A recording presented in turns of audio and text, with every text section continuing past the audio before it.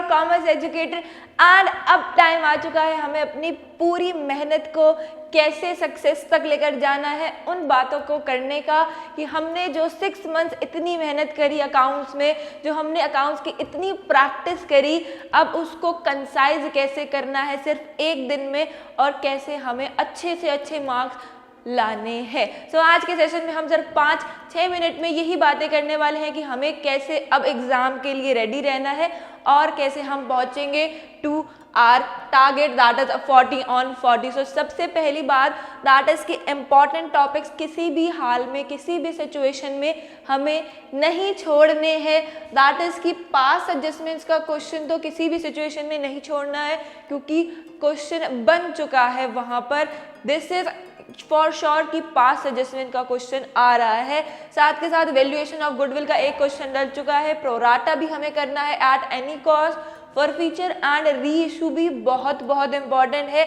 Charge का question कि ये चार्ज है इन P&L में जाएगा, सो ये बहुत ध्यान से पढ़कर जाना।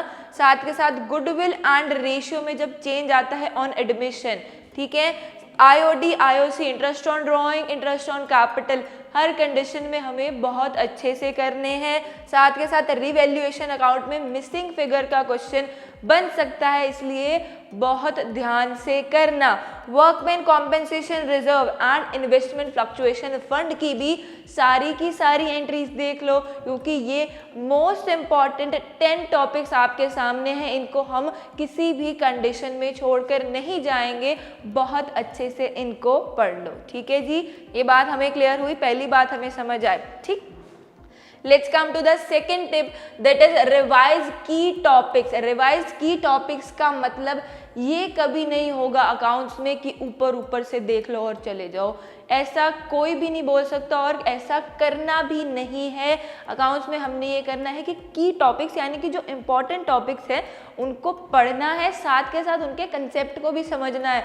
कभी भी हम अकाउंट्स में ऊपर से अगर पढ़ के जा रहे हैं तो हमारा कंफ्यूज होना बनता है, हम एग्जाम में बहुत कंफ्यूज होने वाले हैं। तो यहाँ पर हमारा क्या काम है कि जो पढ़ो अच्छे से पढ़ो। यहाँ पर वो नहीं हो सकता कि सारा कुछ कवर कर लो और बहुत ज़्यादा अच्छे मार्क्स आ जाएंगे अगर हम सारा कुछ कवर कर लेंगे। यहाँ पर क्या होगा, यहाँ पर हमें जो कवर करना है बहुत अच्छे से डेप्थ में कवर करना है। क्लियर है ये बात हमें?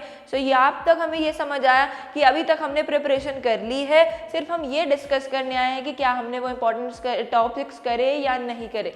कर लिए, चलिए की पॉइंट्स यानी कि की टॉपिक्स को दोबारा से रिवाइज कर लो। सबके पास नोट्स कॉपी होगी फॉर श्योर, नोट्स कॉपी में से दोबारा से रिवीजन करो इंपॉर्टेंट पॉइंट्स का, अभी ये टाइम है, ठीक है जी। और एक ऐसा मत क्रिएट करो कि एमसीक्यूज पे एमसीक्यूज पागलों की तरह लगे हुए हैं हम क्वेश्चंस में और हमें तभी भी कुछ नहीं क्लियर हो रहा है, ऐसा नहीं करना।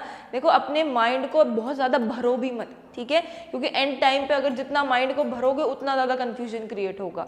सो इसलिए सिंपल रहो, काम रहो, पेपर बहुत अच्छा होगा, ठीक है। पेपर सबका अच्छा होता है और पेपर आप लोग को पता है कि हार्ड पेपर कैसा होता है, मुझे भी नहीं पता, आपको भी नहीं पता, तो हार्ड पेपर नहीं आ सकता, ठीक है। ऐसी बातें हो रही हैं कि फिजिक्स का एग्जाम हार्ड आया, मैथ्स का एग्जाम आया तो अकाउंट्स का एग्जाम भी हार्ड आएगा।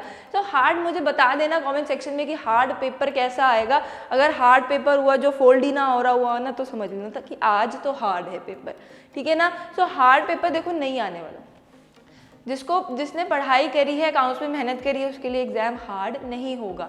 क्लियर है? रिवाइज की टॉपिक्स वाली बात हमें समझ आई। Let's come to the third point कि एग्जाम में क्या करना है, जब हम पेपर को पढ़ रहे होंगे तब क्या करना है। तो सबसे पहले और सबसे इम्पॉर्टेंट बात क्या है, एलिमिनेट बिफोर यू सॉल्व। क्या करना है, देखो कुछ क्वेश्चंस ना ऐसे होते हैं जो माइंड क्वेश्चंस होते हैं, ठीक है, उनमें ना ऑप्शंस में ही आपको आंसर समझ आ रहा होता है, सॉल्विंग की रिक्वायरमेंट नहीं होती, ठीक है। अगर हम सोचें कि सारे क्वेश्चंस में सॉल्विंग कर लेंगे तो हमारा जल्दी से सॉल्व हो पाएगा, तो बिल्कुल इस बात में मत रहना कि सारी सॉल्विंग अगर करते रहोगे तो पेपर कंप्लीट हो पाएगा, ऐसा नहीं करना बिल्कुल भी। देख लेना क्वेश्चन में कहीं ना कहीं एलिमिनेशन वाला पॉइंट मिल रहा होगा, या तो ऐसा होगा अगर 3 आंसर्स हैं तो थर्ड ना बिल्कुल सही होगा।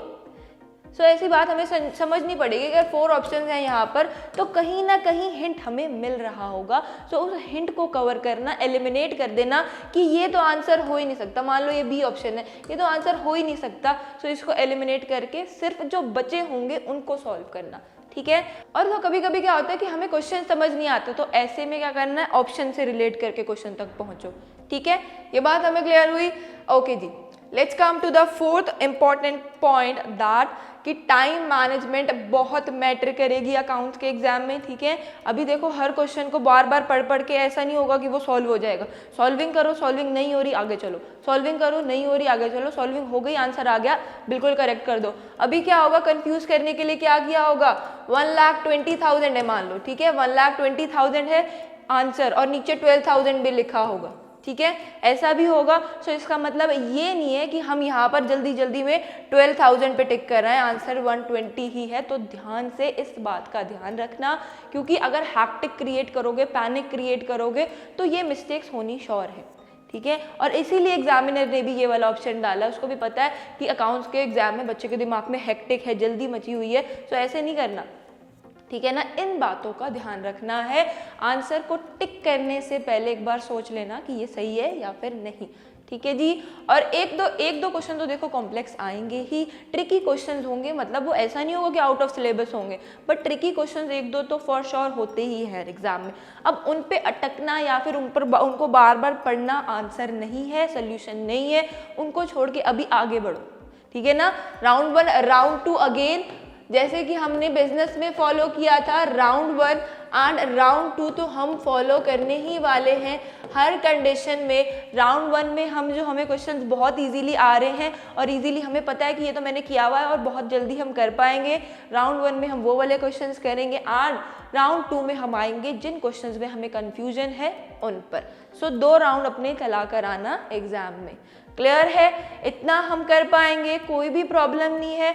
अभी देखो अभी आप लोगों के लिए क्या है, हम लोग बहुत अच्छे से प्रिपेयर कर रहे हैं, आप लोगों के लिए एमसीक्यूज भी आ रहे हैं, 30 एमसीक्यूज आप लोगों के लिए अपलोड हो चुके हैं, दैट मीन्स कि टोटल 90 एमसीक्यूज अपलोड हो चुके हैं और complete revision of partnership, financial statements and issue of shares भी हो चुका है। अगर प्रॉब्लम आ रही है तो उनको जाकर चेकआउट करो, और अगर कोई भी किसी भी टाइप की प्रॉब्लम है, किसी भी क्वेश्चन में फंस गए हो, तो वो क्वेश्चंस आप हमें कमेंट सेक्शन में भेज सकते हो।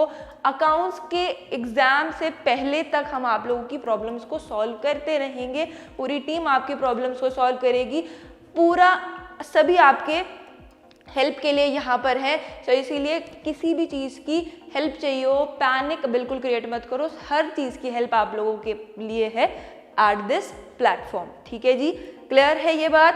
टाइम मैनेजमेंट हमें आ गया, और मोस्ट इंपॉर्टेंट बात क्या है, you are intelligent enough to score 40 on 40 in accounts. कोई भी बच्चा ऐसा नहीं है जो 40 on 40 नहीं ला सकता। अपने आप को डिमोटिवेट मत करके रखो कि यार मेरे तो आज तक नहीं आए, मेरे तो 10th तक कभी भी नहीं आए, मेरे तो 11th में कभी अच्छे मार्क्स आए ही नहीं, कभी मेरे 40 on 40 किसी सब्जेक्ट में आए ही नहीं। तो इस बात को अब साइड कर दो, क्योंकि अभी 10th तक जो होता है हमारे साथ वो अलग था, तभी हमारे पास कुछ ऐसे सब्जेक्ट्स थे जो हम नहीं करना चाहते थे, बट अभी 12th में हमारे पास सारे अच्छे सब्जेक्ट्स हैं, रियल लाइफ से रिलेटेड सब्जेक्ट्स हैं, तो हर बच्चा 40 on 40 ला सकता है। मेरी नज़र में हर बच्चा इंटेलिजेंट है और आप भी बहुत इंटेलिजेंट हो। इस बात को एलिमिनेट कर दो अपने दिमाग से कि मेरे अच्छे मार्क्स नहीं आ सकते। जो पहले हुआ, जो बच्चा पहले अच्छे मार्क्स स्कोर नहीं कर पाता ना, वो 12th में हमेशा अच्छे स्कोर करता है। तो अपने आप को इस बात से अब रिलीज कर दो कि मेरे 11th तक अच्छे नहीं आए, मेरे 10th तक अच्छे नहीं आए, तो वो पॉइंट अब खत्म हो चुका है। अभी जो 12th है ना, वो टाइम है, और अपने आप को प्रूव कर दो सबको कि चल 11th तक तुम सबने मुझे क्रिटिसाइज किया ना, अब 12th में मेरे मार्क्स देखो, ठीक है।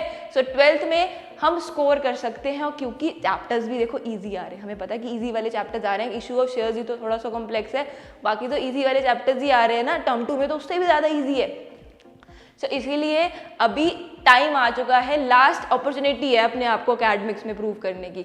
तो अब इस अपॉर्चुनिटी को मत जाने देना और बहुत बहुत अच्छे मार्क्स लेकर आना, एंड मुझे बताना कि किसके कितने अच्छे अच्छे मार्क्स आए, ठीक है जी। सो ये थी हमारी 5 मोस्ट इंपॉर्टेंट टिप्स कि हमें अकाउंट्स के एग्जाम को कैसे अटेम्प्ट करना है, ठीक है जी। All the best for your exams. I wish कि सभी का एग्जाम जो है बहुत बहुत अच्छा जाने वाला है।